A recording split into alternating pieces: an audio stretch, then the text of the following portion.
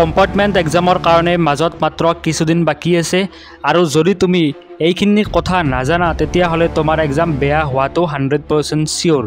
তো তোমালোকে যদি এইখিনি কথা ভালদৰে বুজি নোলোৱা তেতিয়াহ'লে তোমালোকৰ এক্সাম কিন্তু বহুত বেছি বেয়া হ'ব। কথাখিনি জনাৰ আগত তোমালোকে যদি নতুনকৈ আহিছা দেন প্লিজ চেনেলটো ছাবস্ক্ৰাইব কৰিবা আৰু ভিডিঅ'টো লাইক কৰিবা।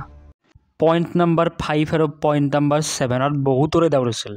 বহুতে মোক কমেণ্টত সুধিছে যে ছাৰ MCQ নাহে নেকি পৰীক্ষাত, কিছুমানে মোক গালি পাৰিছে, কিছুমানে কৈছে ছাৰ আপুনি মেণ্টেল নেকি, এটচেট্ৰা ধৰণৰ কমেণ্ট মই পাইছোঁ এতিয়ালৈকে। আজি এইটো ভিডিঅ'ত তোমালোকৰ সকলোখিনি ডাউট ক্লিয়াৰ হ'ব। বিকজ বহুতে কি কৰিব MCQৰ কাৰণে নপঢ়ে। তেওঁলোকক কোনোবাই কৈছে, স্কুলতো কৈছে যে ডেছক্ৰিপটিভ আহিব অনলি, আৰু তেওঁলোকে ভাবি আছে যে থিয়ৰী আহিব। থিয়ৰী মানে কি? থিয়ৰী মানে তেওঁলোকে ভালদৰে বুজি পোৱা নাই, আৰু সেই ডাউটটো ক্লিয়াৰ কৰাৰ কাৰণে মই আজি ভিডিঅ'টো বনাইছোঁ। অ'কে, পোনপ্ৰথমবাৰৰ বাবে যদি আমি চাওঁ, ইয়াতে লিখিছে অপশ্যন পইণ্ট নম্বৰ 5ত compartmental exam shall be only for theory papers. আৰু বহুতে এইটো বস্তু বুজি পোৱা নাই। থিয়ৰী পেপাৰ মানে কি? থিয়ৰী মানে কি? তোমালোকে যদি চোৱা, থিয়ৰী মানে হৈছে তোমালোকৰ মেইন কিতাপখন। অ'কে, তোমালোকৰ কি হৈছিল, প্ৰেক্টিকেল হৈছিল নে হোৱা নাছিল? তোমালোকে যদি চোৱা 90 মাৰ্কছৰ কি হৈছিল, তোমালোকে এক্সাম লিখিব লাগিছিল, প্লাছ ইণ্টাৰনেল এছেছমেণ্টত কি দিছিল, 10 নম্বৰ দিছিল নে 10 নম্বৰ? তো এই দুটা মিলি কি হৈছিল, টোটেল 100 নম্বৰ হৈছিল। কেইখন ছাবজেক্টত? 4খন ছাবজেক্টত। বাট গোটেইকেইখন ছাবজেক্টতে হোৱা নাছিল। তো ইয়াতে যিটো MCQ আছে, সেই MCQটো আহিবনে নাহে তোমালোকে গম পাবা। অলৰেডি মই কৈ থৈছোঁ, বাট মই এতিয়া আৰু একবাৰ ক্লিয়াৰ কৰি দিম যাতে তোমালোকৰ কোনো ধৰণৰ ডাউট নাথাকে আৰু যাতে তোমালোকে পঢ়া। বিকজ তোমালোকে পঢ়াটো বহুত বেছি ইম্পৰ্টেণ্ট হ'ব। তোমালোকে যদি এই ডাউটটো লৈ থাকা, কিছুমানে ক'ব আহিছে, কিছুমানে ক'ব নাহে, তেতিয়াহ'লে তোমালোকে কনফিউজনটো থাকিলে তোমাৰ অকল লছ হ'ব। মোৰ একো লছ নহয়, লছটো হ'ব তোমালোকৰ টিচাৰ্ছে যদি কৈছে, হয়তো টিচাৰ্ছবিলাকে কি হৈছে ন'টিফিকেশ্যনখন ভালদৰে চোৱা নাই, বাট ন'টিফিকেশ্যনখন ক্লিয়াৰলি লিখা আছে, ইয়াত সকলো কথা লিখা আছে। অ'কে, তোমালোকে যদি চোৱা যে এক্সামখন কেনেকুৱা আহিব, এক্সাম পেপাৰ কেনেকুৱা হ'ব, সকলোখিনি কথা লিখা আছে। প্ৰথম কথা তোমালোকে চোৱা যে compartmental exam shall be only for theory papers. This means ইয়াত কেৱল থিয়ৰী সুধিব, প্ৰেক্টিকেল এক্সাম নহয়। অৰ্থাৎ ইণ্টাৰনেল এছেছমেণ্ট যিটো আছিল, ইণ্টাৰনেল এছেছমেণ্ট আছিল 10 নম্বৰৰ। অ'কে, 4খন ছাবজেক্টৰ কাৰণে এই 10 নম্বৰখন আৰু নতুনকৈ নহয়। তোমালোকে যেতিয়া মেট্ৰিক দিছিলা, তো তোমালোকক কি কৰিছিল, স্কুলৰ পৰা 10ৰ ভিতৰত কি দিছিল, কাৰোবাক 10 দিছিল, কাৰোবাক কি দিছিল 9 নম্বৰ দিছিল, কাৰোবাক কি দিছিল 8 নম্বৰ দিছিল। তো সেই নম্বৰখিনি তোমালোকৰ ছেম থাকিব। Okay, next, marks of practical examination and marks obtained in internal assessment in HSLC exam 2025 will be carried over for the subjects appeared in the compartmental examination wherever applicable. যিকেইখন ছাবজেক্টতে internal assessment বা practical marks applicable হয়, তাত তোমালোকে আগতে 25 চনত matric দিওঁতে যিখিনি marks পাইছিলা, সেই কি হ'ব, সেই মাৰ্কছখিনি একে থাকিব। তো তোমালোকে IA বা প্ৰেক্টিকেলৰ কাৰণে চিন্তা কৰিব নালাগে।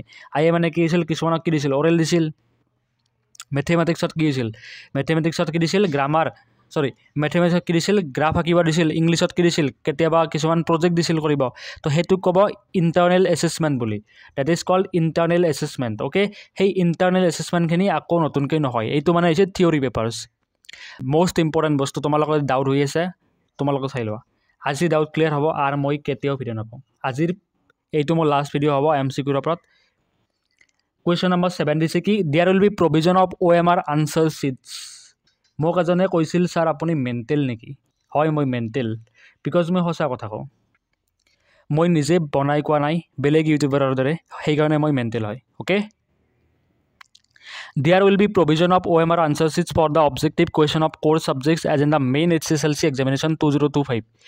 যদি মই মেণ্টেল, তেতিয়াহ'লে ইয়াত কিয় লিখা আছে যে OMR ছিটৰ প্ৰভিজন থাকিব বুলি? মই ভালদৰে ন'টিছখন নপঢ়াকৈ মই তোমালোকক কৈছোঁ নেকি? The candidates of this course subjects will have to pass separately in OMR answer sheets and descriptive part of question in the compartment examination. তোমালোকে চোৱা ইয়াত কি লিখিছে, ইয়াত লিখিছে যিকেইজনে কোৰ ছাবজেক্ট কেইখনৰ এক্সাম দিয়ে। কোৰ ছাবজেক্ট কেইখন আছে, কোৰ ছাবজেক্ট 4খন আছে। এখন আছে ম্যাথছ, এখন আছে ম্যাথছ, এখন আছে ইংৰাজী, এখন ছ'চিয়েল সায়েন্স আৰু এখন জেনেৰেল সায়েন্স। এই কি হ'ব টোটেল 4খন সাবজেক্ট। চাই লোৱা ভালদৰে শুনি লোৱা। এই 4খন সাবজেক্টত কি বুলি ক'ব কোৰ সাবজেক্ট, কি বুলি ক'ব কোৰ সাবজেক্ট বুলি ক'ব, ৰাইট। আৰু এই কোৰ সাবজেক্ট কেইখনত কি হ'ব লাগিব তোমালোকে ছেপাৰেটলি লিখা আছে না ইয়াতে, তোমালোকে নিজে পঢ়ি চোৱা। দ্য কেণ্ডিডেটছ অফ দিছ কোৰ সাবজেক্টছ, এই কোৰ সাবজেক্ট বা মুখ্য সাবজেক্ট কেইখনৰ কেণ্ডিডেটবিলাক পৰীক্ষাৰ্থীবিলাকে উইল হেভ টু পাছ কৰিব লাগিব ছেপাৰেটলি পৃথকভাৱে in OMR answer sheets and in descriptive part of question in the compartmental examination. যিদিনা কুৱেশ্যনছ আহিব OMR আহিব, তেতিয়া তোমালোকে নিশ্চয়কৈ গম পাবা যে যিকেইজনে মোৰ কথা শুনি পঢ়িছে তেওঁলোকেতো পাছ কৰিব, 100% পাছ কৰিব, আৰু যিকেইজনে পঢ়া নাই ইগন'ৰ কৰি আছে then I have nothing to do with them. Okay, তো তোমালোকে চোৱা এইখিনি বস্তু। এণ্ড নেক্সট পইণ্ট তোমালোকক মই দেখাই দিছোঁ। নেক্সট পইণ্টত কৈছে প্ৰভিজন অফ OMR, ঠিক আছে। তো এইখিনি বস্তু তোমালোকৰ আছিল আজিৰ কাৰণে। তোমালোকে চোৱা এতিয়া OMR আনচাৰ শ্বীট দিয়া আছে, ছেপাৰেটলি পাছ হ'ব বুলি দিয়া লিখি দিয়া আছে। ইয়াত লিখি লয় ডেছক্ৰিপটিভ পেপাৰৰ কাৰণে হ'লে যে compartmental exam shall be only for descriptive papers. Okay, যদি MCQ নাহিলে হয় তেতিয়াহ'লে ডাইৰেক্টলি সেবাই মেনশ্যন কৰিলে হয় যে the compartment examination shall only be for descriptive papers, there will be no' provision of MCQs in the examination. Okay, তো সেনেকুৱা ধৰণৰ কিছুমান কথা লিখা থাকিলে হয়, বা যিকেইজনে MCQবিলাকত ফেইল কৰিছে তেওঁলোকে এক্সাম দিব নোৱাৰিলে হয়। লিখা থাকে, ক'ত লিখা আছে? বহুতে কৈ আছে যে MCQ দিব নোৱাৰে, তোমালোকৰ টিচাৰ্ছবিলাকে কৈছে। টিচাৰ্ছবিলাকক সোধা না তোমালোকে নিজৰ টিচাৰ্ছক এইখিনি বস্তু ভালদৰে সুধি চোৱা, তেতিয়াহ'লে তেওঁলোকেতো নিজেই ক'ব যে হয় এইখিনি আহিব। তেওঁলোকে নপঢ়াকৈ এনে আৰু কুছবি মতলব। তো এইখিনি বস্তু আছিল আজিৰ কাৰণে। তো thank you so' much for ৱাচিং দ্য ভিডিঅ'। তোমালোকে যদি এইটো জানিব বিচৰা যে তোমালোকৰ এক্সাম চেণ্টাৰবিলাক ক'ত হ'ব মোক কমেণ্টত জনাবা, আৰু যদি কিবা ডাউট থাকে তেতিয়াহ'লে মোক কমেণ্ট কৰিলে হ'ল, মই এতিয়া ৰিপ্লাই দিবলৈ ট্ৰাই কৰিম। Thank you so' much for ৱাচিং, see you in the next video'.